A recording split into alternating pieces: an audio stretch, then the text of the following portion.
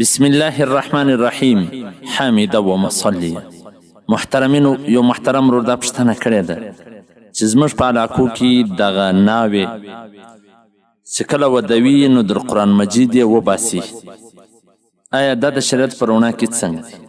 جامع الفتاوا جلد نمبر 10 صفحه نمبر 4 هغه لیکلي دي چې پر ناوې باندې یعنی ناوکۍ باندې د قرآن کریم سایه کول دا صرف یو رسم دی، په شریعت کې د دې هیڅ حیثیت نشته.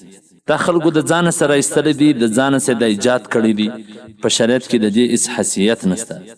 په حواله سره د آپ کے مسائل ورون کا حل جلد نمبر 5 صفحه نمبر 203.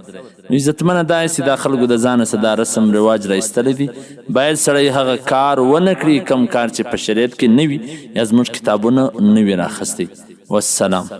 ستاسو د دیني او شرعي پوښتنو جوابونکی مولوي عبدالرحمن سمیم صاحب.